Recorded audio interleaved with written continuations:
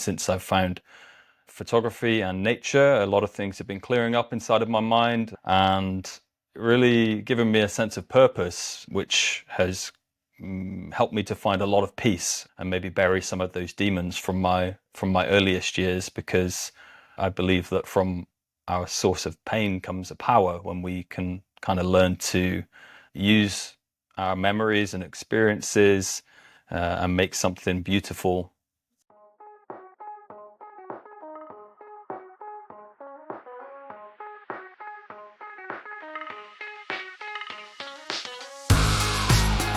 Well, hey everyone.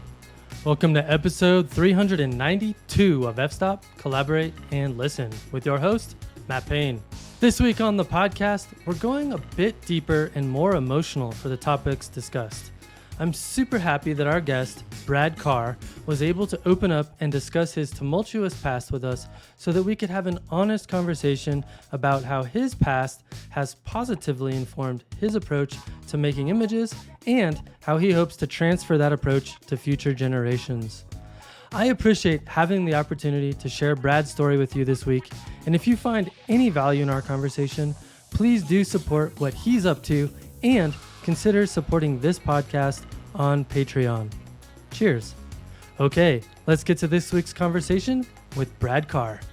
All right, Brad Carr, it's great to have you on the podcast. Thank you very much for having me, Matt. I'm very grateful to be here as another messenger for Mother Nature and her wisdom.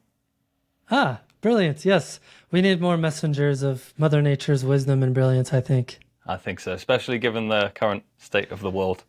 We need an army behind us, right?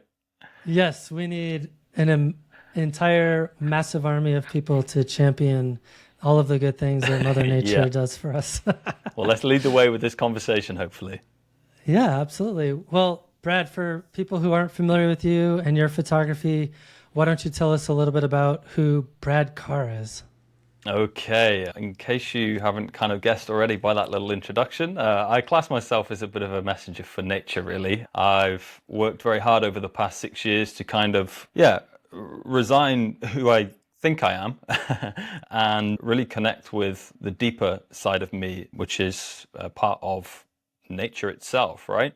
So a lot of my photographs I liken to kind of self-portraits, in the sense that I'm photographing parts of myself whilst outdoors in the landscape. Picked the camera up 6 years ago and it's been a bit of a whirlwind journey so far. I really have just been led by whatever it is that leads us, consciousness, I don't know.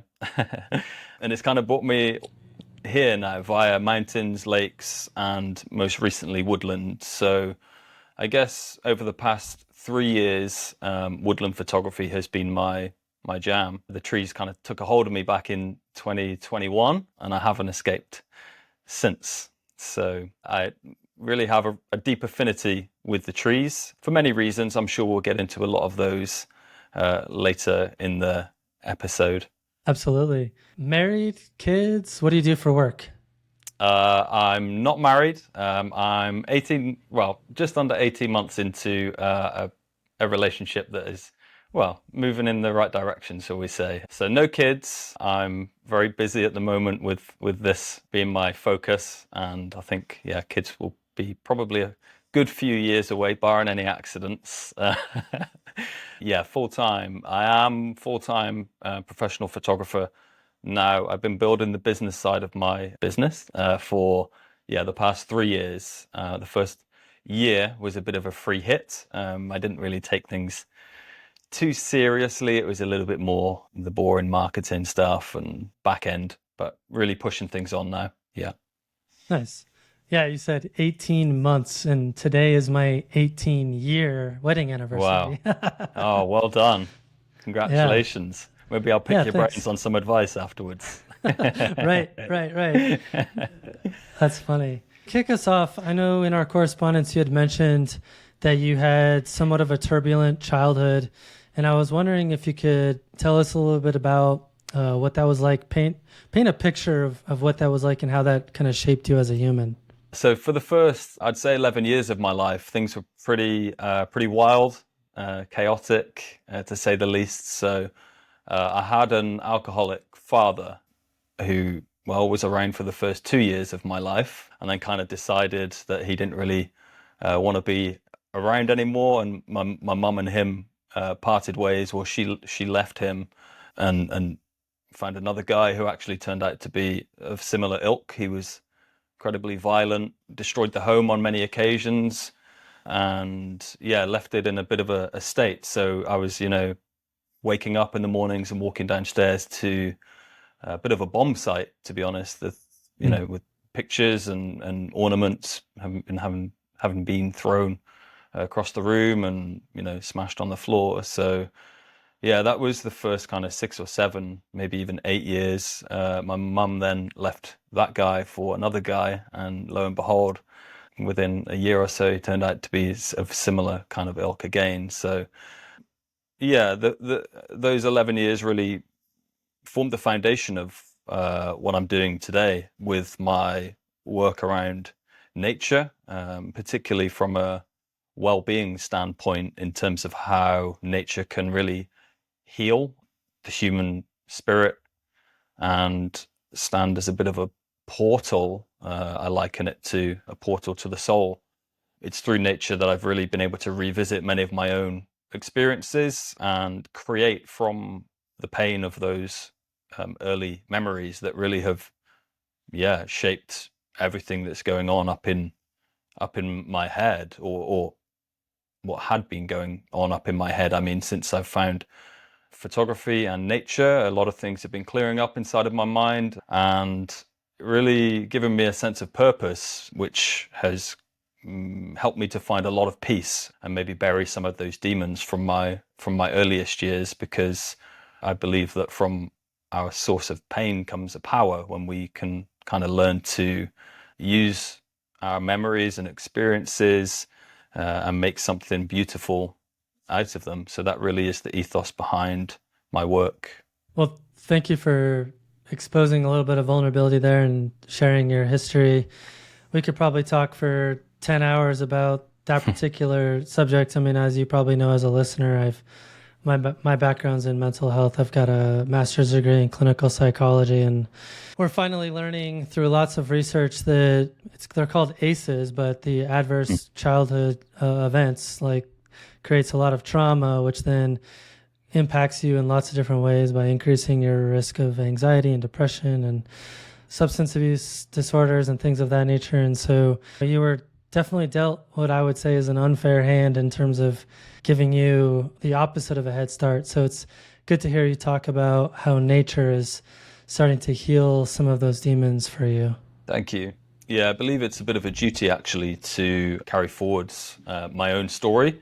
I think what better way to talk than from personal experience, right? Sometimes I get caught thinking, oh man, am I making this too much about me? But then, in the grand scheme of things, it's kind of about the human experience as a whole, or so I believe, because I think we've all had our own share of pain in whatever way that comes. Some, more severe than others, but it's all relative, right? So, I feel like it's a duty, and to be honest, I always have felt like I need to kind of share this about my life, because I feel like people need to relate to each other in so many ways to heal as a whole, right? So we can find likeness in each other. Well, let's take it a little further. I know that you didn't really have a father figure growing up. You didn't have a relationship with your dad. How has that influenced you to foster a relationship with nature instead? So I mentioned a little bit before about nature acting as a portal to the soul. I've kind of read a lot of Carl Jung over the past few years as I've kind of embarked upon my self-discovery journey, self-creation journey, whatever you'd like to call it. And I really feel like nature has given me the space, perhaps like the safe space a therapist might, to access a lot of what is kind of, either it's in here or it's in the unconscious somewhere outside. But I feel like it's really been that space for me to go in and find those missing parts of my own psyche, my own soul, and integrate them into my sense of self. So I don't know if you're familiar with the book Iron John. So in Iron John, I think it's Robert Bly, the author Robert Bly, writes about the boy's discovery or quest to find the wild man within. So it's kind of a bit of a fable, if you like. But this boy goes out in search of this mystery monster that's out in the woods and finds this big hairy man beneath the waters of a pond, which is Robert Bly likens to the kind of mature masculine, the man that the boy then becomes. So for me, I really feel like that's been my own journey through. Well, I mean, I never read Iron John until maybe a year ago, so it was something innate in me that kind of led me to go out into nature, away from society, to find whatever was missing inside of myself. Because, having, well, not grown up around my father and having two very irresponsible father figures around for a short period, I always felt like there was a part of me that was kind of missing, like this void within, which over the past 6 years has just been getting more full and more whole as I've been going out and just being alone outdoors and creating from that void. So yeah, nature's been incredibly instrumental for me in that, I guess, maturing of my psyche. I'd love to hear you tell us a little bit more about how your journey specifically into photography started and what that journey has looked like for you. So I first picked up a camera back in 2018. I'd actually just, you asked me about a relationship a moment ago. Well, I'd actually just been through my first taste of heartbreak back in Ah, 2018. And I was feeling very lost in life. I'd lived my whole life thinking, oh, I'm going to find a lady, get married, and live happily ever after. Well, that wasn't to be, thankfully, because there was a plan for me after all. But yeah, back in 2018, following that heartbreak, I was kind of soul searching and trying to fill my void with hobbies and activities, and I ended up gravitating towards the gym of all places. They say that breakups make bodybuilders, and it certainly did in my case. I was obsessed with the gym for around 2 years. I was in there for 6 days a week for around 2.5 hours a day.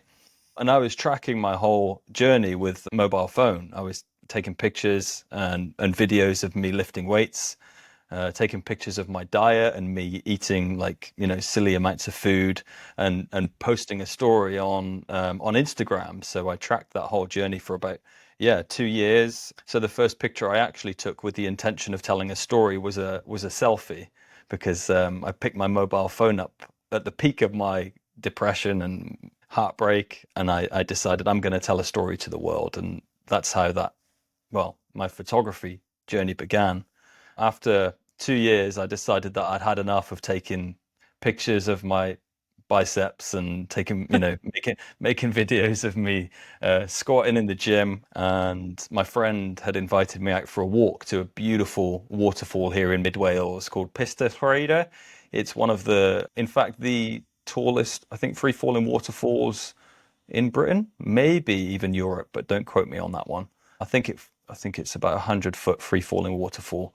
But anyway, my friend had invited me on a walk to that waterfall. And I walked past my sister's bedroom one day, and I looked in through the door. Something caught my eye, and this little kind of flick of curiosity, just saw a digital camera on the side, because my sister was actually into photography long before I was, and I've kind of stolen her, her limelight now with what I'm doing. But yeah, I walked into the room and picked up her camera, took it out to the waterfall with me for a walk, and clicked away, taking pictures of, I mean, everything. This thing had opened up something huge inside of my mind. It was like coming home, if you like. I'd returned to, well, myself. I didn't realize at the time, but something just really felt beautiful. Like this inner peace that I felt behind the camera was just like something I hadn't felt before. So yeah, I mean, I was just like a gunner in the army, just pooh, firing off these photographs of everything. And then I got back home that evening and loaded up the photos on the computer, and I could see that everything was blurry, black or white. I'm thinking, man, what's going on here then? So took to Google, typed in how to take photographs, and I say that a rabbit came and pulled me down into the great rabbit hole of the internet, and here I am. So totally self-taught based on realizing that you actually need to learn a little bit about photography. Did you have any specific resources that helped you more than others? Oh, YouTube was instrumental. Nigel Danson, actually, a UK landscape photographer, was such a help for me back in those early days, teaching me the fundamentals, the technicals, which are essential in this process to kind of nail the exposure triangle and all of that kind of stuff, which now I see is a little bit boring, but you have to get it right. So yeah, Nigel Danson. There was also a couple other photographers. Thomas Heaton was pretty instrumental for me. And also a little bit later on, actually, Simon Baxter with his woodland photography. Yeah, he was one of the earliest influences, and I guess really piqued my curiosity about woodland because I was watching his videos sometimes thinking, what planet is this guy on? Because the way that he talks about the woodland to me back then was a complete mystery. But of course, as I'm evolving, I'm beginning to understand a little bit more about what he was talking about. So yeah, YouTube was my greatest teacher, and some blogs as well. All right, well, let's go a little further in your journey here. How did you come to find the peaceful mid Wales countryside your home? So that was back in 2000. It was the turn of the new millennium, quite fittingly, actually. So I mentioned a little bit about my father figures. Well, my second father figure, my stepfather, he was actually hunting us down. We were living in Portsmouth in a block of flats in the middle of the city, and my mum had left him because he'd really, well, caused her a lot of damage, physical damage. So we'd fled from one home, and within a week or two of mum deciding that we're leaving, we ended up packing up all of our bags into a van and made our way down to Portsmouth, where we lived, I mean, in the middle of a city pretty peacefully for around, I think it was around 6 months. So we'd, started to build our new life. And then my mum caught wind, actually, that the guy was, my stepfather was on our tail, and he found out where we lived somehow. Yeah, and apparently was on his way to find us for God knows what reason. So the same thing happened again. My mum loaded all of our gear into a van, a lot of which had to get left behind because she could only get the tiniest little van, and there was, I think, four of us, me and my three siblings at the time. And yeah, we made for the hills of mid Wales, which is where I've been on and off since. So yeah, you could imagine from the busy cityscape of Portsmouth, which is a pretty built up, busy city on the south coast of England. It's actually a naval base, so there's a lot of naval ships around that area, and it was quite a famous port. But yeah, it was an incredibly busy place, and then we find ourselves here in mid Wales, which was just tranquil, peaceful, serene little town called Welshpool in the valleys. Brilliant. And I'm guessing that you've been able to access that landscape as a somewhat of a muse for your photography journey. Can you talk a little bit about that? Yeah, Welshpool has been, it's been home for 20 years. So actually, when my photography journey began, I was doing what I could to get away and to go and discover some new places. I'd fallen in love very early with the landscape of North Wales. So at every opportunity, I'd be in a car and I'd be traveling up to the mountains, which was a bit of an escape from my day job at the time. I'd worked in electrical wholesale in a very busy business environment. So yeah, I wanted to get away. So for the first maybe 2 or 3 years, I was really struggling to see the beauty from a photographic perspective of mid Wales in favour of the more rugged and wild landscape up north. And it was when the lockdowns struck back in 2020 that, of course, I wasn't traveling too far then, and I was kind of forced to look a little bit closer to home, which is where I fell in love with trees, because here in mid Wales we have an abundance of beautiful trees that just dot the landscape. There's a lot of agricultural fields with lonely oak trees kind of stood in the middle, and from some of the vantage points it's just like armies of trees marching up the sides of the valleys. So that really, that chapter of my life really opened my eyes to the beauty that my home has to offer. Thank goodness, because it is incredibly beautiful, a little bit, like I said before, less wild and remote than the north, but it has, yeah, some real hidden gems. And yeah, I've begun to fall in love with it over the past 3, 4 years. Brilliant. Kind of relating back to kind of the more psychological piece of your photography journey.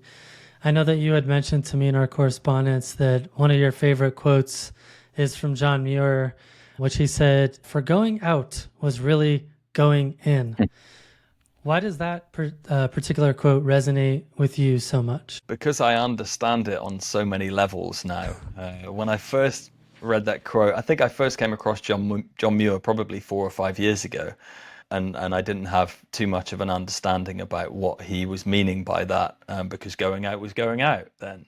Uh, yeah, I mean, over the past, yeah, probably 3 or 4 years, when things have really ramped up from an introspective point of view, it really just hits me on a different level because of the likeness to nature being that portal that I mentioned to before, where it opens up so many avenues to, or for us to get to know ourselves on a much deeper level than the obvious kind of physical form that we all have gotten to know. I guess from an ego perspective, being out in nature really gives you that sense of perhaps oneness that I feel like is missing in a lot of people's lives. I feel like maybe the world would be a much more loving place if people were to experience that feeling of oneness and connection to the landscape, and of course as a reflection of ourselves, because we see the landscape as we see ourselves, or so I believe. What have you learned about Brad Carr through the process of going outside with a camera? Just one thing. Can be more than one thing. Yeah. One key thing has been that I'm not what I believed based upon words of other people. I believe that I was the subject of many projections from particularly my father figures whilst growing up, in terms of telling me that I'm too sensitive, too emotional from a, you're not a man standpoint. And for a long time, I really allowed those words to rule me and to run my life. So they were, just unconsciously playing in my background narrative, which of course then kind of dictates how people treat you through school and through teenage years, because I feel like people can pick up on our unconscious beliefs and then learn how to treat us as a result of that. So for me, that's been the biggest lesson, and the natural world has allowed me to kind of create maybe a bridge, away from those ideas of who I am and the constraints, the restrictions, the limiting beliefs that I held. So I guess my awareness has been increased through my interactions with nature, which has allowed me to say, hang on a minute, I don't need to believe those things anymore. That is not me. There's a new me that can be born through creativity, through interactions with nature. Going back to kind of what you've learned about yourself and about nature and its role in your life, how is that reflected in your photography or your approach to photography? For example, behind you, you've got some beautiful photographs of some trees and soft light. And I'd be curious if your photography has become kind of like an extension of who you are, or maybe an extension of the relationship that you've developed with those places or with those types of scenes. I'd be curious to hear you talk a bit more about kind of the philosophical relationship between the kind of boring fieldcraft side of photography with the connective piece and the emotional piece that photography has kind of opened up for you. Yeah. So you mentioned a really interesting point there about the camera being an extension. So I recently wrote a piece published over on my website, a piece called A Bridge Between Two Worlds, which I liken the camera to being that connecting piece that kind of joins our souls, if you like. So, that with the eyes being the window to the soul, and then connecting with the soul, as you can see over my shoulder, with the soul of nature. So I really feel like these photographs are representative of who I am. In some ways, they're self-portraits because I talked a little bit before about I see the natural world as I see myself and vice versa. So if I'm dialed into the beauty of the natural world, then perhaps I'm going through a period of life where I'm recognizing the beauty that exists within. And the opposite is also true because, of course, life is very cyclical. And for me, I can go through periods where maybe I'm not so receptive to that beauty. And then maybe that's an opportunity for me to look within to see where I'm not recognizing that within myself as well. So I guess these photographs are essentially self-studies. And as I further walk along the path into my own inner world, so I walk further into the natural world and create, hopefully, deepening and more meaningful images, which certainly seems to have been the case so far. That makes a lot of sense. And I'm guessing for you that the process is largely subconscious in that, it's not like, oh, today I feel sad. I'm going to go take pictures that reflect my sadness. And maybe I'll give you an example of something I kind of recognized back in, I want to say it was 2021. I was on my very first day of a fall photo trip that was supposed to last for like 14 days. And I got a phone call from somebody saying that a friend of mine had passed away.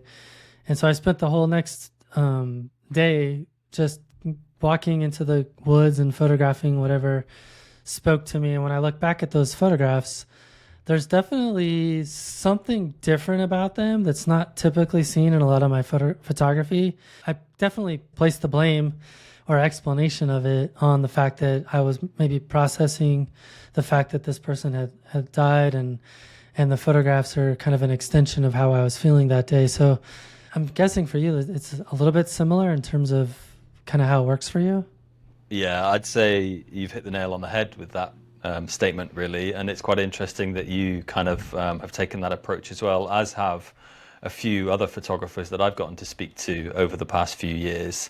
It must be something that is innate in the human being to create from that place of maybe we're not quite sure what or why we're doing what we're doing. And I feel like from an immediate standpoint, when we hear some negative news, I don't think it's possible that we have processed it in that moment there and then to all of a sudden be able to go and create consciously these, deep, meaningful, reflective images that reflect exactly how we're feeling. But I'm of the belief that our subconscious mind is at work all of the time.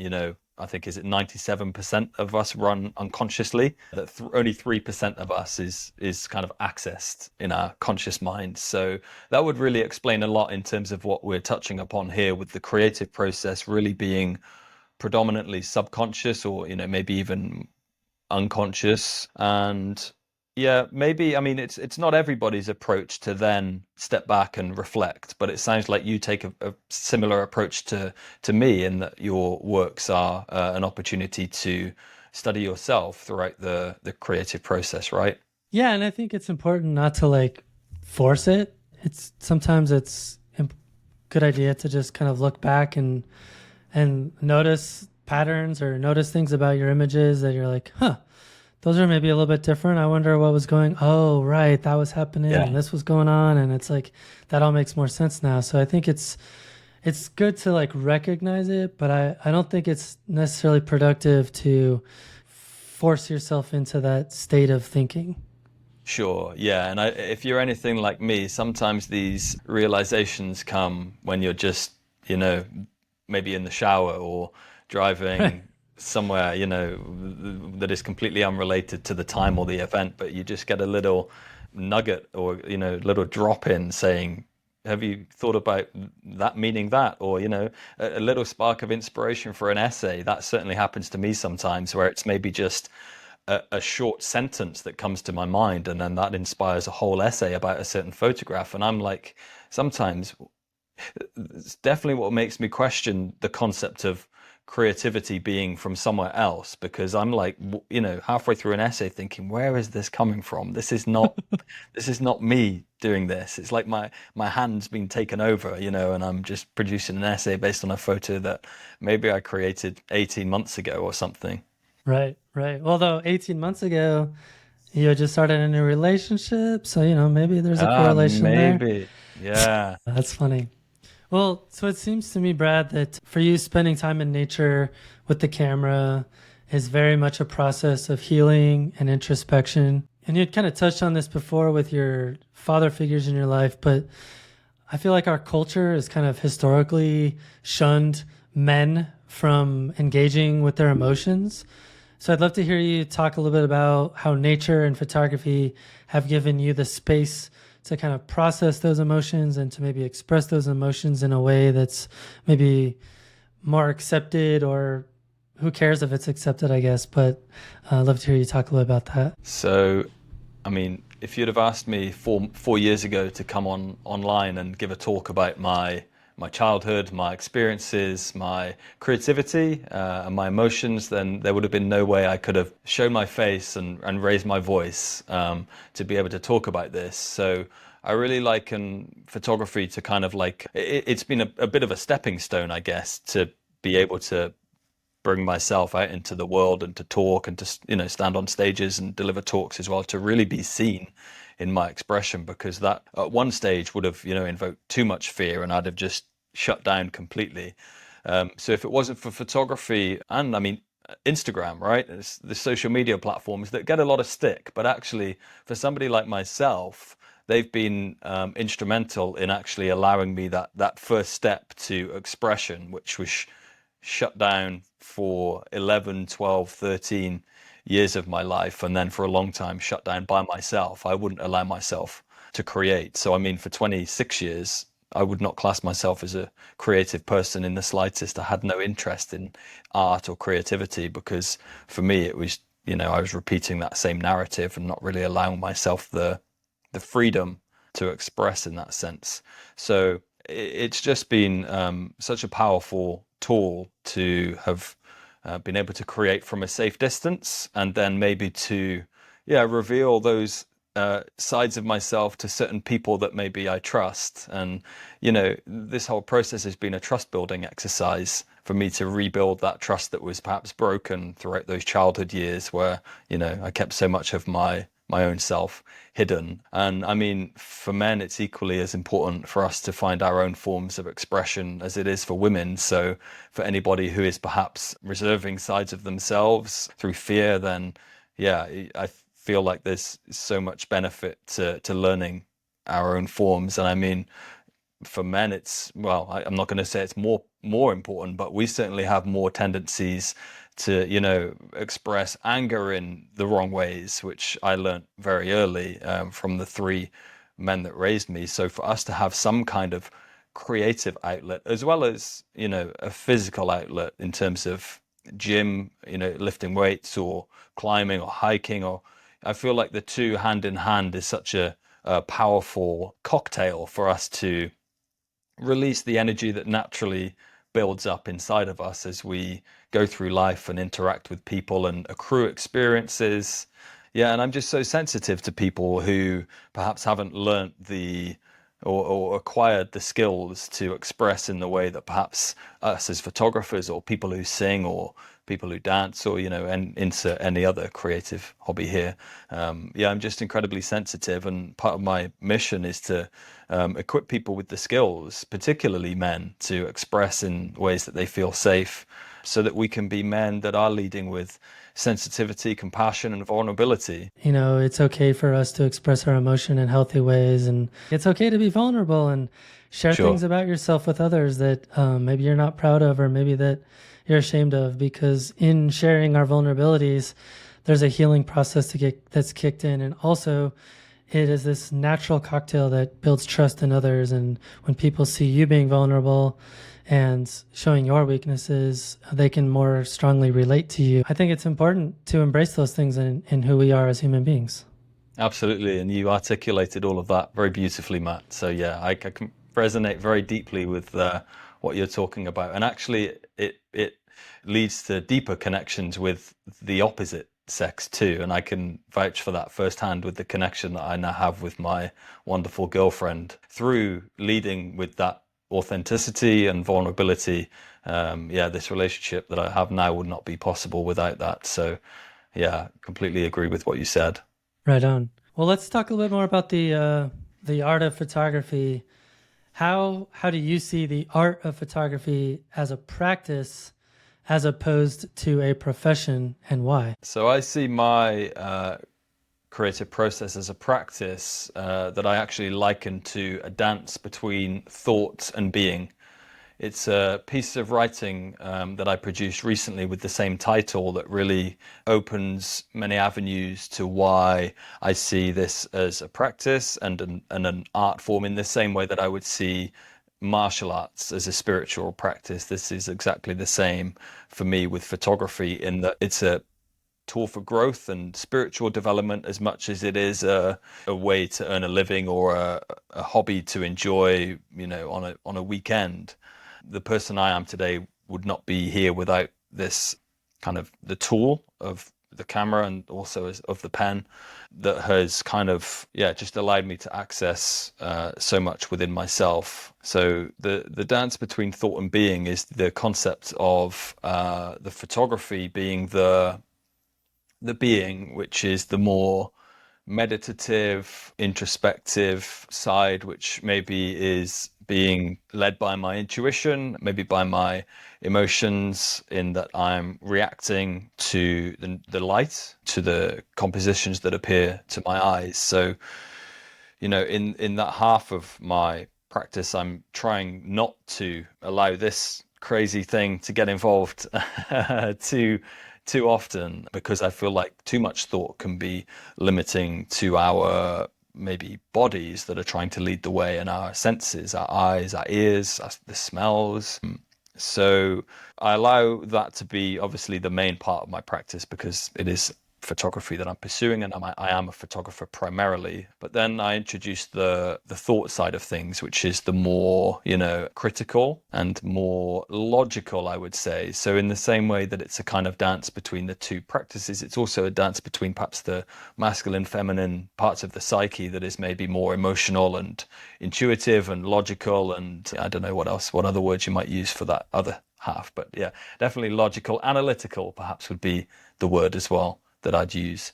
So it is really a tool for my own personal and spiritual development, and something that I hope to be able to take to the wider world as a whole at some point, in that it is, I believe, the complete creative practice. It's a holistic practice for me that incorporates mind, body, and spirit. So yeah, there's a lot more to it than just something that I do as a profession. And in the risk of going analytical on you, is there a specific process or approach to making images that allows you to engage with photography more from that holistic practice perspective, or is it subconscious? Like, tell me a little bit about what that looks like for you.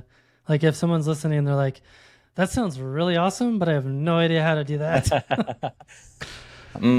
A lot of my process behind the actual photography side of things, it is about tuning into the intuition and to allowing our emotions to lead the way. So finding a place that speaks to us on a level of, perhaps it's bringing a sense of stillness, inner peace, the kind of places that you walk into and you just kind of decompress and allow everything to leave, and the mind falls silent, and you can kind of walk in and things just appear as they already appear as photographs, right? Sometimes that for me is that's stage one, where I just know that I've found a sense of peace here, so it's worth me telling some kind of story.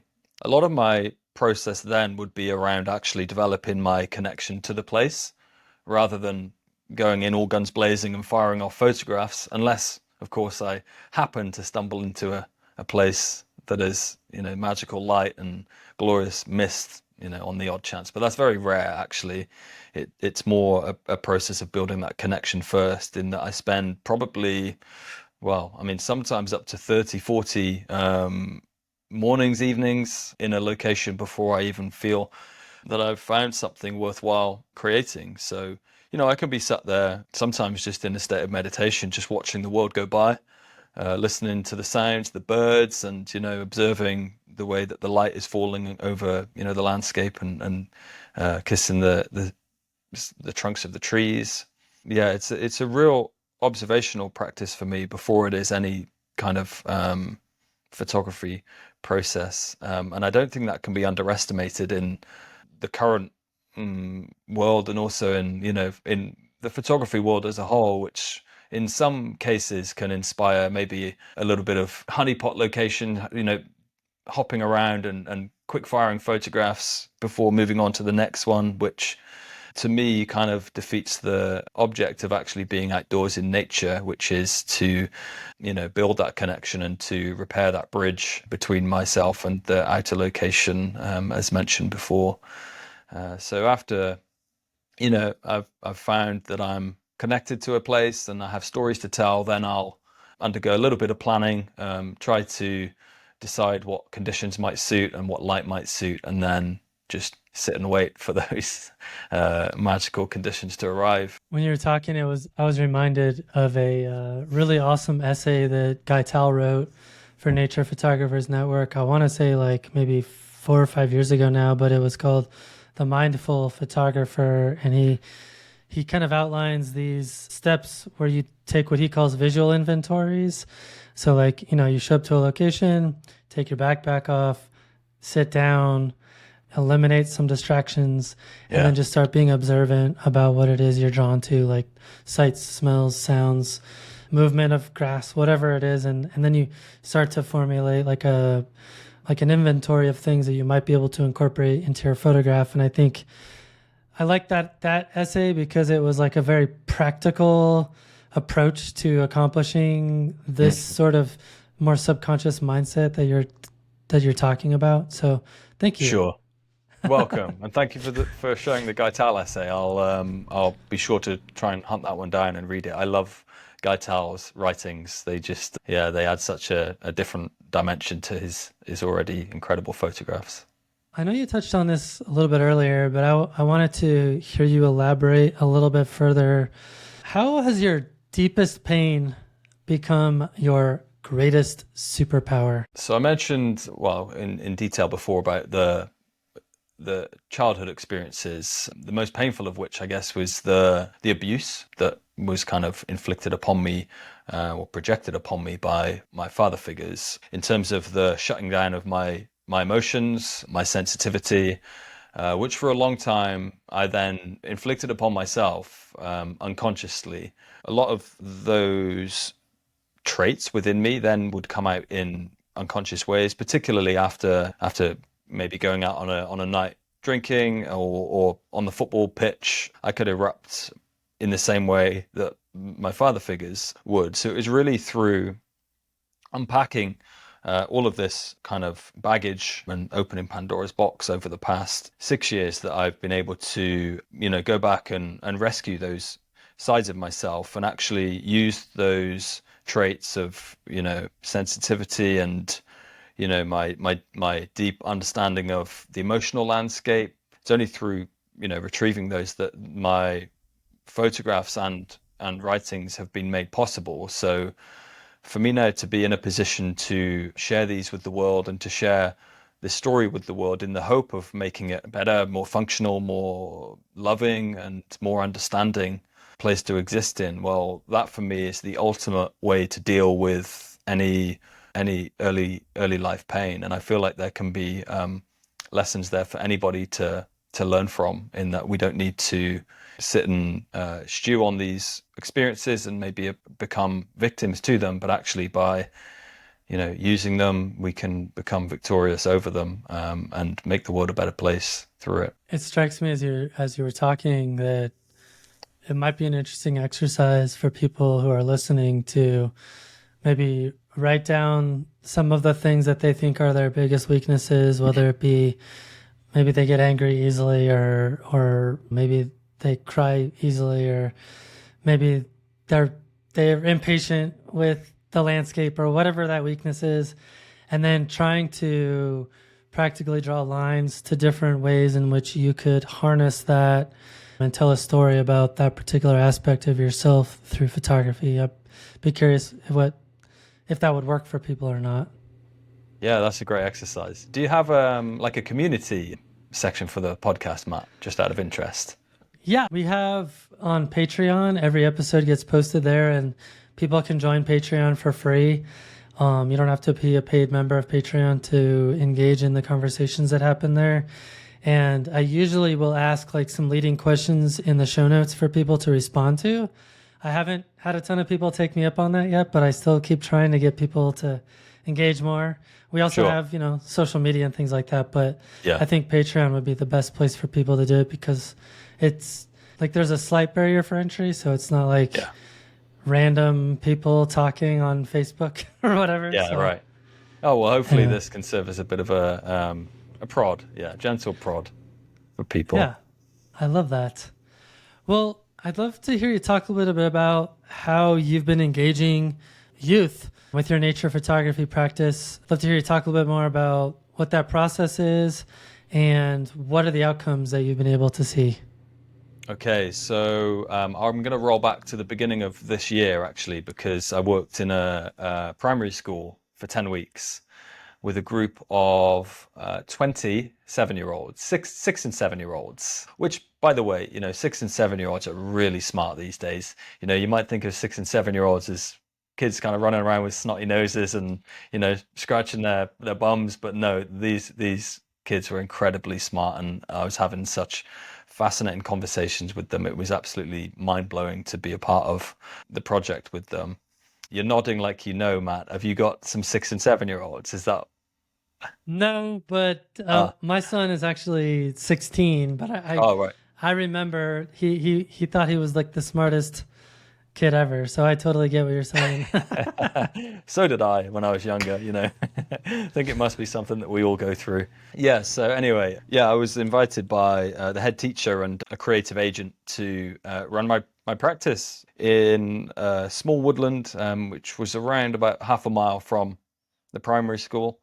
So every Wednesday I would turn up, every Wednesday morning at 9 o'clock, I would turn up to the primary school, and we'd all take a walk down to what we call the heritage area, which was this little woodland area with a stable block that we could all sit in and talk and reflect and be creative. Yeah, we started the practice with the observation practice that I undergo myself. So we would all come together and do a little bit of breath work. I taught the children how to breathe with the trees. So we all gathered in a little huddle and came together as a collective, and we took in a breath and then breathe to the trees. And I was educating the children that actually, we're breathing in the oxygen that the trees are producing, as we are at the same time feeding them with the carbon dioxide as we exhale. So they were mesmerized by that thought that they were actually, becoming the trees as they breathed. So yeah, that was a really incredible experience. So then we would proceed to take a walk around the woodland. We would observe what was going on. We'd look at the canopy. It was winter at the time, so there wasn't much going on in the canopy, but we could of course see birds. Some of the kids kind of knew what birds were making the noises. They could identify them, which I thought was just beautiful. And then, we'd carry on, and I'd get the children to interact. So they would go looking for leaves, and we'd go through, process of identifying the leaves, and oak, ash, beech, birch, and we actually used the names of the leaves later on in the practice to separate the kids into their groups, which they loved. So they had team oak, ash, beech, and birch, and they all worked together on little creative projects where they would draw a tree of life, for example. So one group drew the trunk, the next group drew the rest of the trunk, and scratched in some bark, so on and so forth, until we had a huge 4-piece tree of life, which the children then proceeded to add on leaves that they cut out. So they traced around the leaves that we'd foraged. We'd cut them out on pieces of colored paper, and then they would stick the leaves to the branches of the trees with their thoughts about nature. So, I love nature because such and such. Yeah. So we then evolved the practice to kind of engage the children's literacy skills. So they would then write, and I actually introduced them to their own journal. I asked the teachers to purchase some journals for each of the kids, which they loved, because I actually took in my small book that I produced back in 2021, A Year Amongst Trees. I took it for the kids to look at and read, and then of course they were all incredibly inspired that they got to produce their own books throughout the process that we were going through. So we wrote poetry, we wrote short stories, we wrote some self-reflective pieces about our own feelings as we go through the journey. It then resulted into the production of a book of their own. So, I condensed a lot of their own writings into a collection of writings for a year 2 book called Talking to Trees. This is something that I would like to carry forwards as I progress and take to some more schools and who knows where else in the future. Well, if there's any school administrators listening in the UK, Yeah. make sure you hit Brad up, because that sounds like a really awesome way to get kids more in touch with nature, but then you also get to learn stuff along the way that's applicable to writing and all kinds of stuff. So it sounds like an awesome way to do it. Thank you, Matt. And thank you for the plug. You've returned the favor there. Yeah. Absolutely. Well, not to shift gears, because I know people love it when I say shift gears, but I'd love to hear you tell us about one of your favorite photographs, which you've titled First Dance. Yeah. Okay. For those maybe who are listening on the podcast and don't get to see it, it's a photograph of 2 sycamore trees that appear to be holding hands thanks to some intentional camera placement from the photographer, myself. Yeah, so these trees are kind of linking and waltzing off through the morning mist into the golden sunlight. And it was a photograph that was actually inspired by a conversation with my now late grandmother, who passed away earlier this year, sadly. You'll kind of understand through this story that she, of course, still lives on through me and through my photographs now. So we sat down one Boxing Day back in at the end of 2020, and I'd just been away to Scotland photographing the Old Man of Storr, which I'm sure many people will have seen photographs of. It's the huge, rock pinnacles that seems to just be emerging out of the ground like something out of Lord of the Rings or something. So I'd photographed those back when I was kind of focused more on some of the more famous and honeypot locations, which was all part of my learning process. So I came back with these photographs of some of these famous places, one of which I showed to my grandmother. And I was really focused on the kind of technical, boring. This was shot at f8, so shutter speed.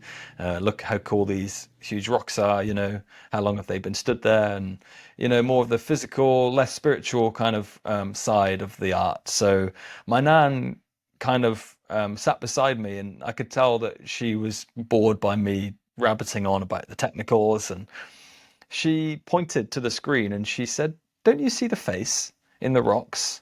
And I've kind of, looked at my nan as though she's been smoking something funny, and just kind of, said, "What on earth are you talking about, Nan?" But she said, "No, there." And she was, pointing to this shape in the rock. So I zoomed the photograph in, and lo and behold, there was what seemed to be a face in the rocks. And as I zoomed, she kind of leant forward and she goes, "And there's another one." She goes, "It's a man and a woman in the rocks."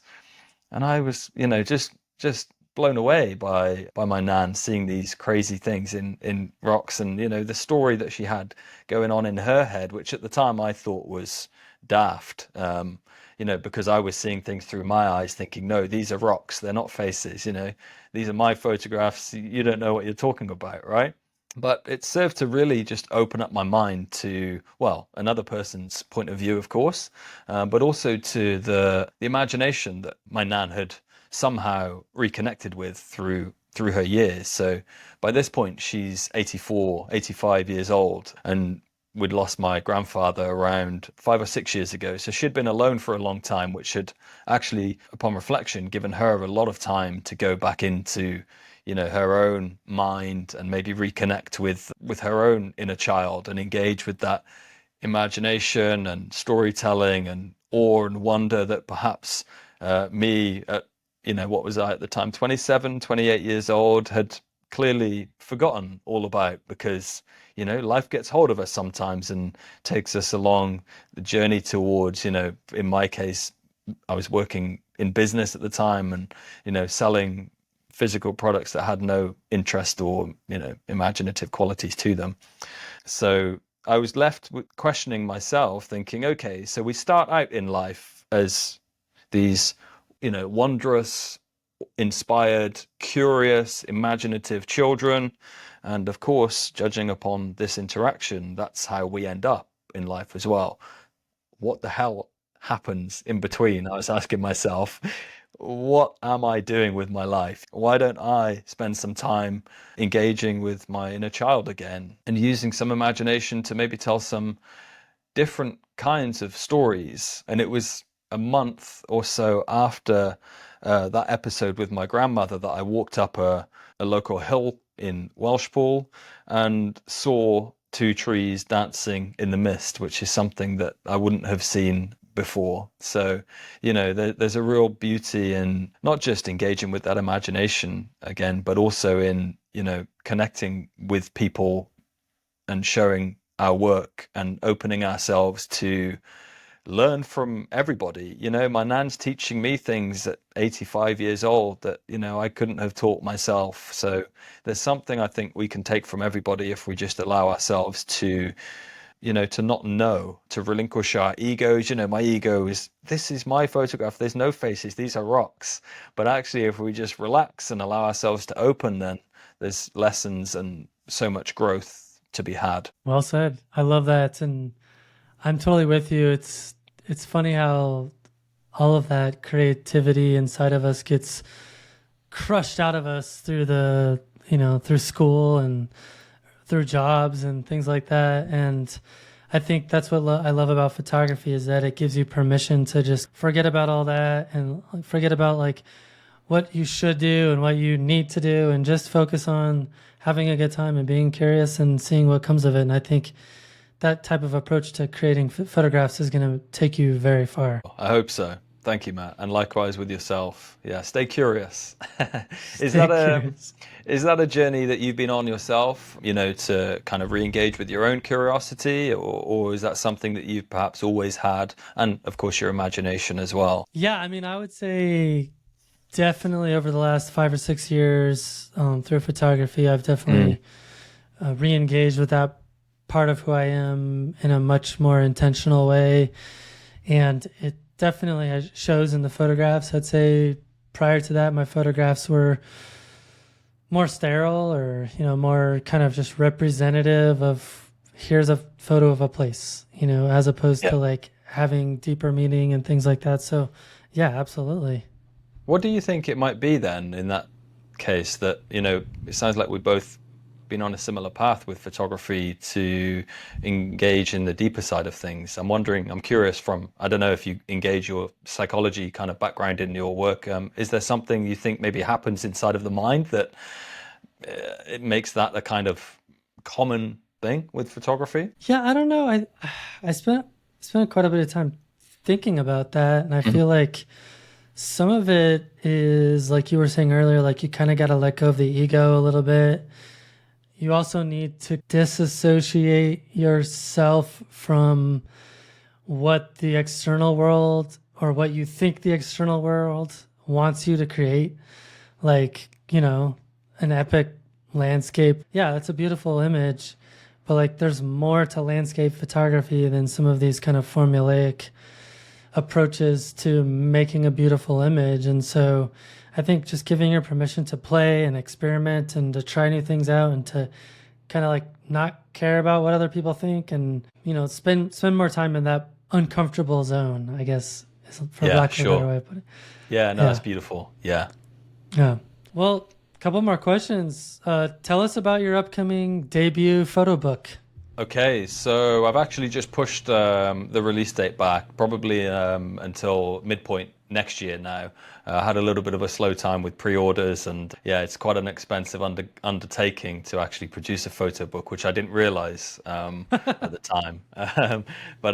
Yeah, it was due for release this month, but I'm pushing it back, just, working around promoting it. But basically it's a collection of just over 100 photographs. I think there's 102 photographs in the book, and a collection of 23 essays that are all centered around a lot of the things that I've talked about on this episode. It's very kind of personal book with lots of depth around my life and around how nature's helped me from a personal standpoint. So it's kind of partly autobiographical, but also weaving in, the deeper wisdom that is kind of, way beyond me from Mother Nature as well. And yeah, I really hope that it can serve as an inspiration to many people, maybe to go out in search of their own creative self, maybe heal in their own ways as well. It's a lot of why I do what I do is for, to inspire people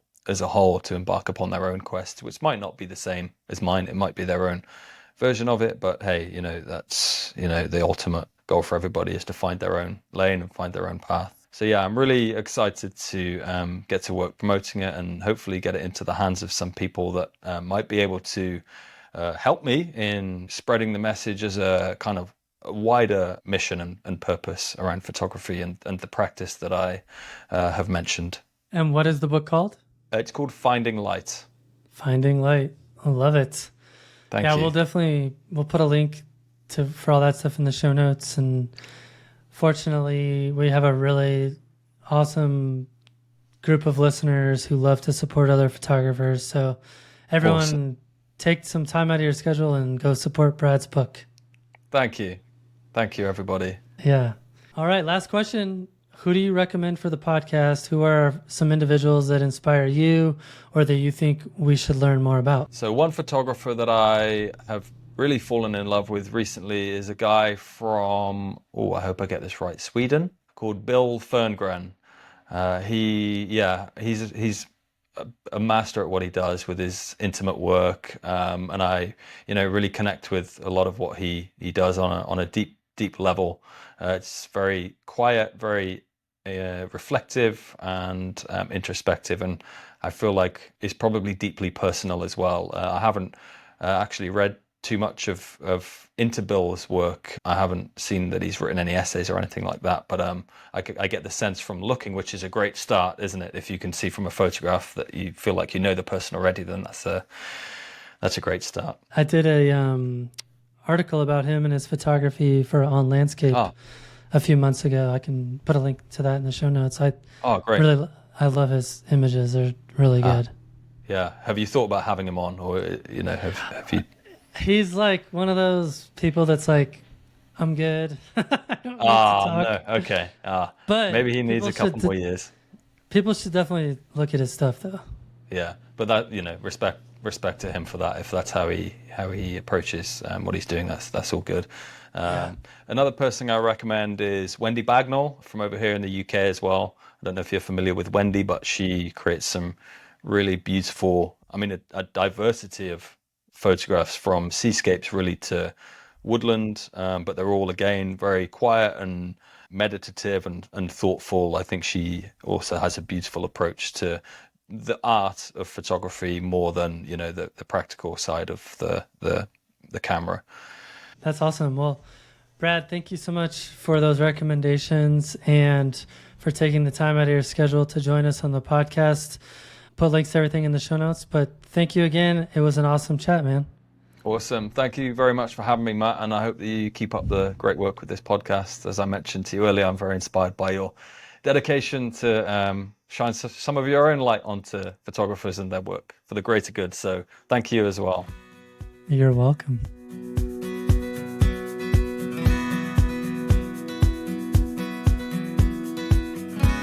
Well, thank you, Brad, for being vulnerable with us this week and providing us with insight into your approaches for making images. I hope that others find value in what you're doing and that folks answer our calls to engage in more meaningful conversations about these topics by visiting the discussion about the episode on Patreon. It's totally free to join, and I would love to see you there. I certainly think it might be a better use of your time than trying to figure out the latest algorithm for Instagram or Threads. Yes, Brad let me know that he's offering podcast listeners a 10% discount on his photography book, Finding Light. Just use the code FSTOP10 at checkout. I'll put links to everything in the show notes. Thank you for your support. Okay, that's all for now. Thanks for stopping in, collaborating with us, and listening. See you next week.